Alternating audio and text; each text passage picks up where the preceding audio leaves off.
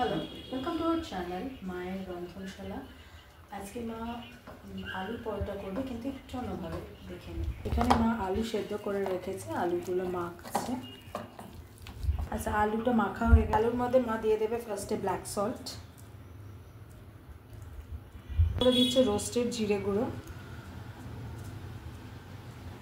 তারপরে দিচ্ছে চাট মশলা, তারপরে দিচ্ছে ব্ল্যাক পেপার, দিচ্ছে কোরিয়ান্ডার লিভস, ধনে পাতা দিচ্ছে কুচি, দিচ্ছে কাঁচা লঙ্কা কুচি, দিচ্ছে গ্রেট করা চিজ,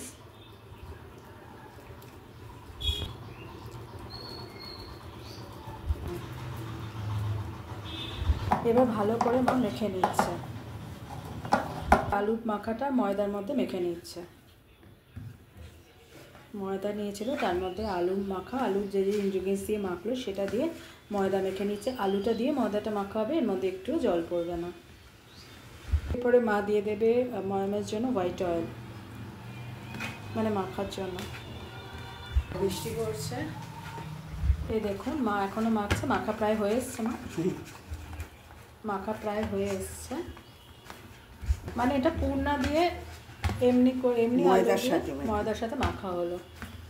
আচ্ছা, মা এবার এর থেকে নিয়ে লেচি করে নিচ্ছে।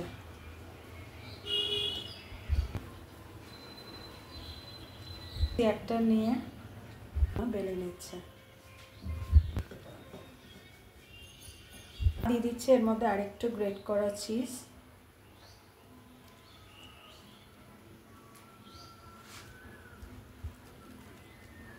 আচ্ছা এরপরে মা দিয়ে দিল এখানে চিজ। এটাকে ভাঁজ না করে মা করে বেলে নেবে, এর উপর দিয়ে বেলে নেবে। মা দিয়ে দিচ্ছে এটা কড়ায়। একটা লেচি বানিয়ে নিয়েছে, সেটাও বেলে নিচ্ছে। নিচে আর একটা বেলে হচ্ছে তেল। দেখুন মা উল্টে দিয়েছে, কি সুন্দর হয়েছে, কত সুন্দর হয়েছে।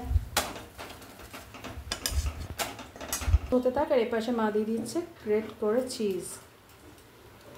বেশ অনেকটা চিজ দিতে হবে।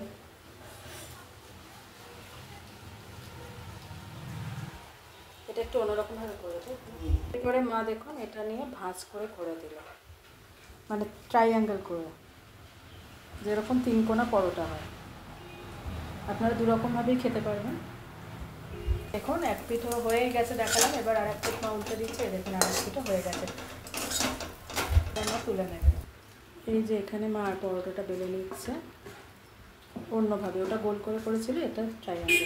এগুলো করা দেখুন ফুলছে, এই দেখুন ফুলছে।